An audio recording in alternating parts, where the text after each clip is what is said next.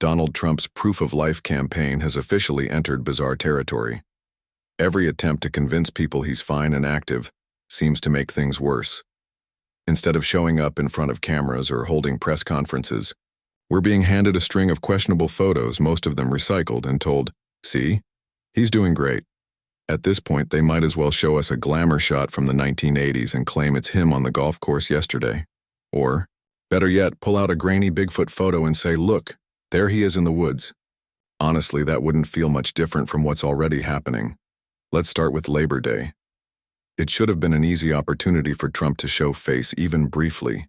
Instead, there were no press appearances, no public speeches, no casual greetings to reporters. Nothing. For someone who usually loves the spotlight, that silence is strange. Even stranger, he hasn't actually spoken to the press since the previous Wednesday. Days without a live, unscripted Trump appearance is unusual. What we did get, however, was a carousel of images passed off as fresh, despite clear evidence they were weeks old. Trump himself leaned into the act, claiming he played golf with former NFL coach John Gruden on Sunday. But here's the thing. People already knew that round happened on August 23rd. The receipts were everywhere. Pretending otherwise wasn't just sloppy, it was insulting. You don't need to be a political insider to know when you're being lied to, and trying to cover it up with old golf photos only made the whole situation feel more suspicious. The so-called new Labor Day photos didn't help either. Even if one or two of them really were recent, the optics were bad. Trump looked pale, tired, and far from healthy. One image in particular quickly earned the nickname the Bigfoot shot. It showed Trump riding a golf cart, blurry and distant, with someone sitting behind him who didn't look like standard Secret Service. A nurse? A caretaker? People were left guessing. Another photo posted by a right-wing radio host made things weirder. If you looked closely at the side mirror, you could see the reflection of someone else nearby. Again, not the usual kind of staff you'd expect. The effect wasn't reassuring, it was unsettling. And then came Trump's signature late-night post. At 10 p.m., he simply wrote, "Good night." California Governor Gavin Newsom wasted no time dunking on him with a mocking reply, "Night-night, Grandpa." It hit hard because it played into the growing perception that Trump is frail, out of touch, and being babysat. Newsom's trolling has become relentless, and the thing is, it works because Trump keeps giving him openings. Now let's talk about the content coming from Trump's official accounts. On Labor Day, his team posted a graphic claiming $8 trillion in tariff revenue and hundreds of thousands of new jobs. It sounded impressive, but it was pure fiction. Tariffs don't generate free money. They're taxes on U.S. importers, which get passed directly to consumers through higher prices. Economists across the political spectrum agree on that.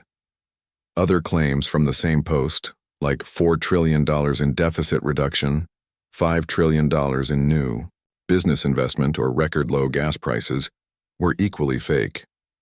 They weren't exaggerations. They were fabrications. Meanwhile, while Trump's camp tried to sell an alternate reality online, other leaders were showing actual strength. Maryland Governor Wes Moore, for example, spent Labor Day running alongside trooper candidates before their graduation. No staged photos, no recycled images, just real energy, real leadership. Whether intentional or not, it highlighted the contrast. One man visibly vibrant, the other hiding behind questionable photos and false claims. The domestic picture looks shaky enough, but it's overseas where the cracks are widening into chasms. While Trump stumbles, China's Xi Jinping is working overtime to assert himself as the world's central power.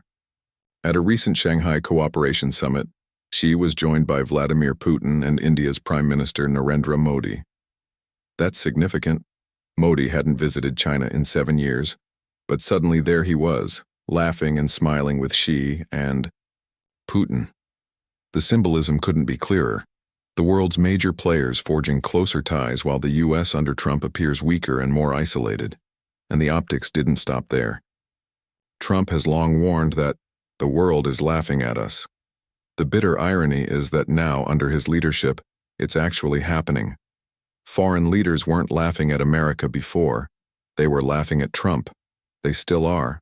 The man who promised to make America respected again has become a punchline on the world stage. Bloomberg Politics laid out the situation in detail. Modi and Xi agreed to restart direct flights between India and China, something that signals their relationship is warming again. And this isn't happening in a vacuum. Trump's trade war with India, which included slapping them with 50% tariffs, the highest in Asia, has created friction. On top of that, he accused India of indirectly funding Putin's war effort. Put it together and the result is clear. India is slowly tilting back toward China and Russia, away from the US. That's not just a diplomatic stumble, it's a strategic disaster. Yet Trump continues to post on social media as if everything is fine. He brags about a booming economy, low inflation, and rising wages. None of it is true. The reality looks like stagflation, the dreaded combination of shrinking GDP, rising unemployment, and stubborn inflation. It's the kind of economic mess the US hasn't seen since the 1970s. But in some twisted way, it matches Trump's vision of Great America, a version of the country dragged back to a time of coal, tariffs, pandemics, and child labor. Nostalgia at its worst. He even tried to downplay his feud with India by saying, "We do very little business with them." That's not a defense, it's an excuse, and a bad one. Governors back home aren't letting him off easy either.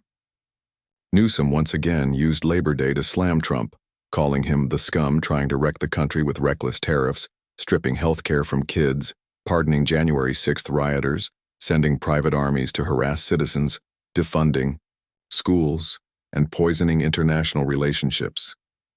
It wasn't just an attack, it was a laundry list of failures, capped with a note of hope that America is still making progress and can pull through. And then, in the middle of all this chaos, came the curveball, Rudy Giuliani. His team put out a statement saying he'd been in a motorcycle accident in New Hampshire on August 30th. According to their version, Giuliani first stopped to help a woman fleeing domestic violence. He called 911, stayed until officers arrived, and then, while driving off, was rear-ended at high speed. He was hospitalized with a fractured vertebra, cuts, and other injuries. The story might have been straightforward if not for the way it was delivered. The statement, signed by his head of security, read more like a movie script than a medical update. The melodramatic wording left people scratching their heads, wondering how much of it was spin and how much was fact. So here's where things stand. Trump is hiding behind old photos and flimsy lies. Governors like Gavin Newsom and Wes Moore are calling him out and showing what real leadership looks like. Overseas, world leaders are literally laughing together as they strengthen ties without America. At home, the economy is sliding into stagflation, while Trump insists everything is booming, and Giuliani, one of his closest allies, is making headlines for a bizarre, almost unbelievable accident. That's the picture on this Labor Day. A president looking weaker than ever, rivals getting stronger, and allies distancing themselves. For all the talk of strength and greatness, what we're seeing is fragility, isolation, and decline. Happy Labor Day indeed. If you want straight talk on the country's latest twists and turns, make sure you hit subscribe to ReelPolitics. That way you'll always stay ahead of the headlines, not behind them.